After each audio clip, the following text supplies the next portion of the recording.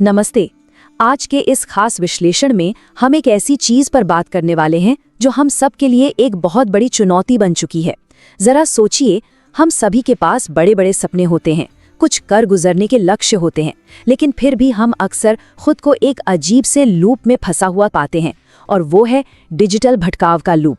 आज की इस दिलचस्प चर्चा में हम सीधे मूल स्रोत से लिए गए डेटा और एक असल केस स्टडी के जरिए ये समझेंगे कि आखिर इस डिजिटल दुनिया के जाल को तोड़कर अपने असली सपनों पर फोकस कैसे किया जाए।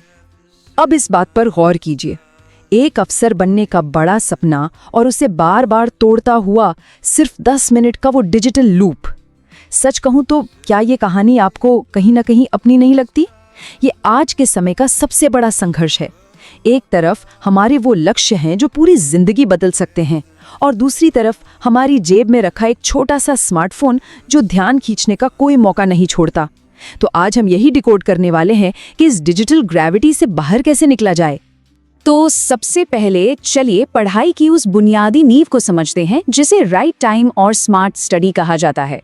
अक्सर ये बहस होती है कि पढ़ाई का बेस्ट टाइम आखिर क्या है। स्रोत के हिसाब से देखें तो विज्ञान और एकाग्रता का एक बेहतरीन बैलेंस दो खास समय पर मिलता है। पहला है सुबह 4 से 7 बजे का स्लॉट, जब आपका दिमाग नींद के बाद पूरी तरह से फ्रेश होता है, और दूसरा है रात 9 से 12 बजे का समय, जब दिन भर का शोरगुल थम जाता है और चारों ओर एकदम शांति होती है। ये दोनों ही समय हमारी याद रखने की क्षमता को सबसे ज्यादा बूस्ट करते हैं। लेकिन एक मिनट रुकिए, क्या सिर्फ सुबह 4 बजे का अलार्म लगाकर किताब खोल लेना काफी है? बिल्कुल नहीं। स्रोत यहाँ बहुत ही स्पष्ट रूप से कहता है कि असली गेम सिर्फ समय का नहीं है। जो चीज वाकई में आपकी सफलता तय करती है वो है कंसिस्टेंसी, यानी आपकी लगन और आपका स्मार्ट स्टडी करने का तरीका। सही समय तो बस एक औजार है, लेकिन उस औजार को रोजाना इस्तेमाल करने की आदत ही आपको मंजिल तक ले जाती है। अब इस पूरी बात को गहराई से समझने के लिए चलिए एक असल केस स्टडी की तरफ बढ़ते हैं। ये कहानी है रवि की और उसकी मोबाइल लत की। रवि की ये स्थिति देखिए जो शायद आज लाखों छात्रों की रोजमर्रा की सच्चाई है। एक साधारण परिवार से आने वाले रवि का सपना एक बड़ा अफसर बनने का है, लेकिन होता क्या है, वो पढ़ने के लिए किताब खोलता है, मुश्किल से 10 मिनट बीतते हैं और अचानक हाथ में मोबाइल आ जाता है। कभी इंस्टाग्राम स्क्रॉल हो रहा है, कभी यूट्यूब, तो कभी दोस्तों से चैट, और जब घंटों बाद स्क्रीन बंद होती है तो शुरू होता है एक बहुत भारी पछतावा, एक डीप गिल्ट। वो रात को सोचता है कल से तो मैं पक्का पढ़ाई करूंगा, लेकिन अगले दिन फिर से वही कहानी। ये एक बहुत ही खतरनाक मनोवैज्ञानिक जाल है।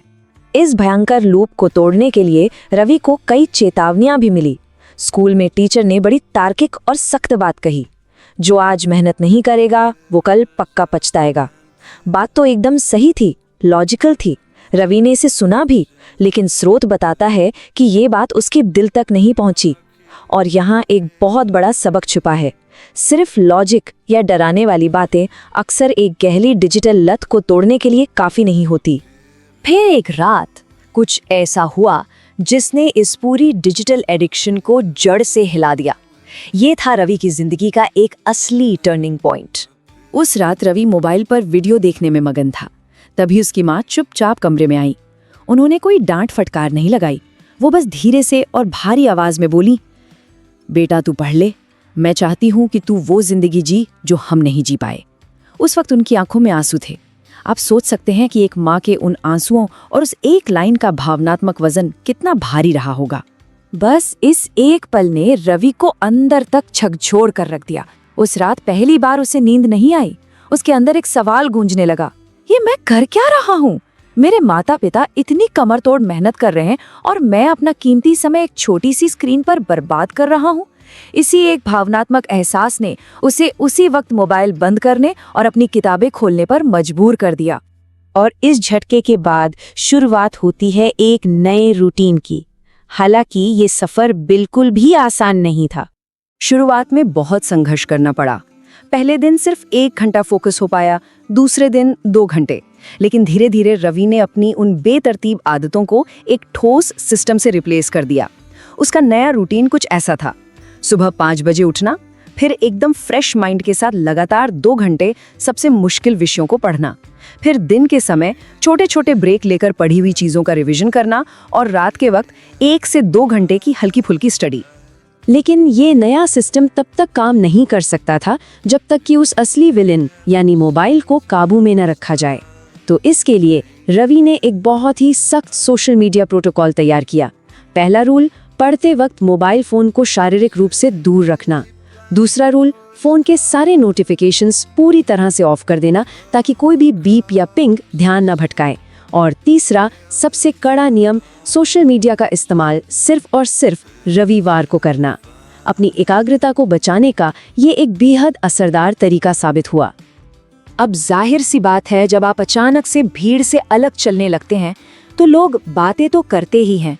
स्रोत के अनुसार दोस्तों ने रवि का मजाक उड़ाना शुरू कर दिया, उसे पढ़ाकू बोलने लगे। सामाजिक दबाव सच में बहुत ज्यादा था और कई बार थकावट में उसका भी मन करता कि सब छोड़ छाड़ दे। लेकिन हर बार जब भी हार मानने का ख्याल आता, उसे अपनी माँ का वो आंसू से भरा चेहरा याद आ जाता। उसे पूरा यकीन था कि आज जो लोग मजाक उड़ा रहे हैं, कल वही उसकी सफलता देखकर हैरान रह जाएंगे। और रवि अपने उस यकीन पर टिका रहा।